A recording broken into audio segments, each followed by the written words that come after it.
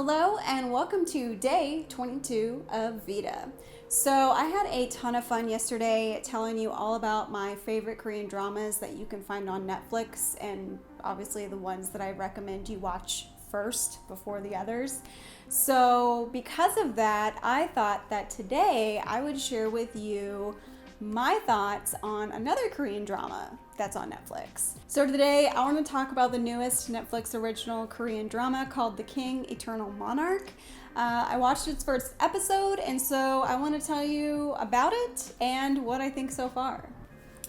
So the leads in this drama are Lee Min-ho, Kim Go-yeon, and Woo Do-won. He's playing the uncle of the emperor and the villain, who honestly, even in this first episode, I am scared.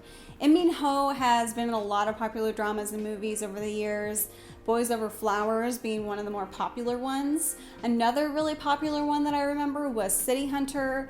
I also loved him in Personal Taste. And I think I last saw him in The Legend of the Blue Sea, which another really sweet drama involving a mermaid, involving a mermaid. So he's been in a lot of stuff and is a very popular actor. Kim Go-yeon was the female lead in the very popular drama Goblin. She's also in another drama on Netflix called Cheese in the Trap. Really great show. Loved that one to death. Just wasn't too happy with the ending. So two very good actors who I have loved in every series I've watched them in are now together in this one, and I cannot be more excited. So in this episode, you are introduced immediately to the uncle who is telling the police all about this magical flute and why he doesn't look like a 70-year-old man. His ID says that he should be 70, but he obviously looks younger than that, and he says it's because of this mystical flute. I am not using the correct name for this flute because I cannot pronounce it. I can barely get the people's names out, and those aren't correct either. I know they aren't. You can actually see the magical flute in the scene behind me. So he's telling the police about this magical flute and why, because of it, he has not aged since he's owned it, I guess. But yeah, that's pretty much his introduction. So after he kills his brother and thinks he kills his nephew, he then escapes to the parallel world, what is current day Seoul, and kills himself, his brother, his nephew there, and I'm assuming hides out in present day Seoul to keep from being killed in his actual world. So pretty much you find out in this episode that there are two parallel worlds. One is current day Seoul, the other is this parallel world where Lee Min-ho's character Lee Gon is the current emperor. And they apparently have magic over there, or maybe it's just this magical flute. I don't know, but the magic came from their side of the universe, of the parallel world. So this magical kingdom is magical. So after everything that happened, Egon's grown up, and through almost the rest of the episode, you see him as the emperor and him living his current day-to-day life. You're introduced to some of the other minor characters, like his butler / nanny, I don't know how to describe her, and then that little boy that was with him at the beginning of the episode is now kind of his Secret Service agent, bodyguard, friend. Like, they're still together, he's still there, and obviously, you know, that's how they met, and they've been best friends ever since.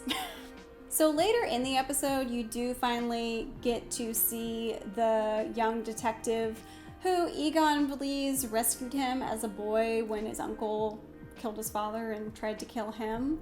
This to me was a very interesting part of the episode because when he was saved by the person wearing all the black and he rips off a badge, you see later in the episode that it's from 2019 and the murder took place in the 90s. So that's sort of leading me to believe that not only are there parallel worlds, but there might also be some time travel involved. Because another thing is you keep seeing flashes of the detective in the kingdom world, but she looks different. And I mean, the detective has a flash of her who looks different as if it's her from a parallel world. Isn't that weird? At the end of the episode, the two lead characters do finally meet in present-day Seoul because Egon passes through the stones to current Seoul parallel universe. And of course, there is a lot of slow motion unmounting of the white horse and an intense walk to the detective and just a great embrace, which is how they end the episode, and I wouldn't say that was a bad way to do it. Overall, I really like how they introduced the parallel universes, the characters. I loved the action and fight scenes, especially the detective's little fight scene when she's on that sting operation. I think I'm really going to enjoy her character. She seems quirky and really good at her job because, I mean, she smells a rotting body that was in a trunk. She smells it after she backs up into it, and like she's still in her car. She kind of processes as she's leaving, oh, I smelled something, goes back, it's a dead body.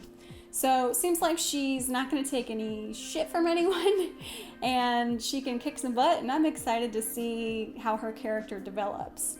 Obviously, a lot of beautiful cinematic scenes. I love the is it motion graphics? I don't know. I love the SFX in here. Obviously, great score, cinematically beautiful. I mean, if you're gonna watch Korean dramas for anything, it's for the cinematography.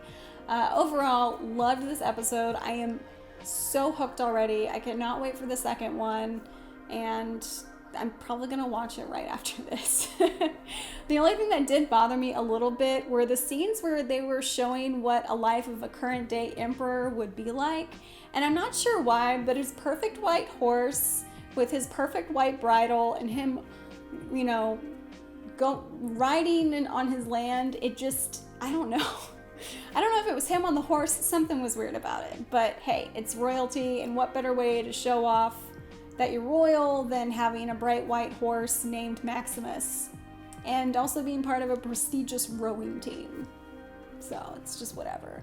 I think I just didn't like the way that he was depicted. Like, yeah, he has a dark past, but it's like, that's it. That's all that he is. I mean, he's beautiful. I would love for him to jump off a horse and embrace me, but hopefully there's going to be a little more to his character. I'm hoping a little comedy. I'm hoping for a little funny emperor, little funny Egon. We'll see. I mean, I'm attracted to him. And like I said, I want him to jump off his horse and hug me, but I hope he doesn't just end up being a pretty face in the series. The only other thing about the episode that confused me more than anything was the whole scene where the person in black rescues him when he's a young prince, and to me it looked like a guy. But then, you know, he has the badge and it's the female detective's badge, and the person that he's chasing after in the little bunny hoodie also looks like a girl, but I swear that first person looked like a guy. So I don't know if I just wasn't paying close enough attention or if that was on purpose, but either way, that confused me a little bit. But besides that part and the weird thing I have about him riding the horse and just his emperor lifestyle and his character development, I loved this episode and can't wait for the second one. And overall, I'm feeling pretty good about it. I mean, both those actors I love, so I'm assuming I'm gonna love the series. It's got everything I could ever want. It's science fiction, it's got parallel worlds, it's got a prince, it's got a detective, it's got a magical flute. You know, I used to play the flute.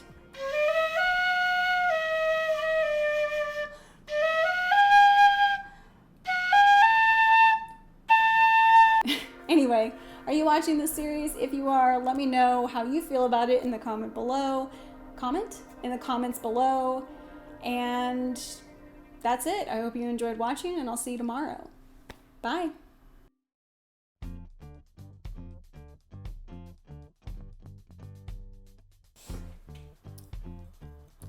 There's his prestigious rowing team.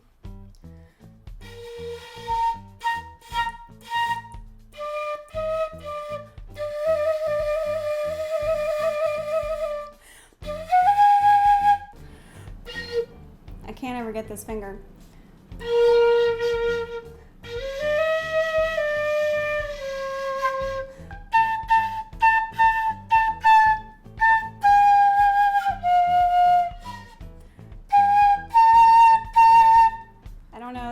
that the other only level?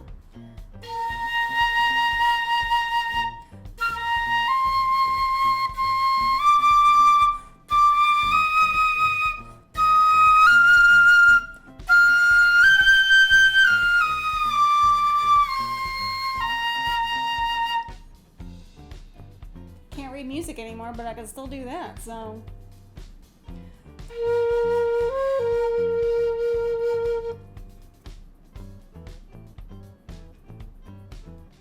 He's having an existential crisis. Look at that sweeping that's like a beautiful cinematic moment right there. Oh, look at that light leak. Ugh. Meeny, meeny, miny, mo, catch a tiger by its toe. If it hollers, let him go.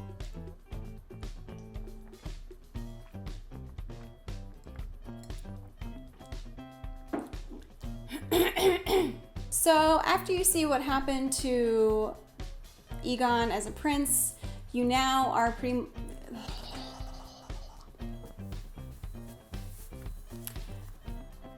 So later on in the episode, you're finally introduced to Detective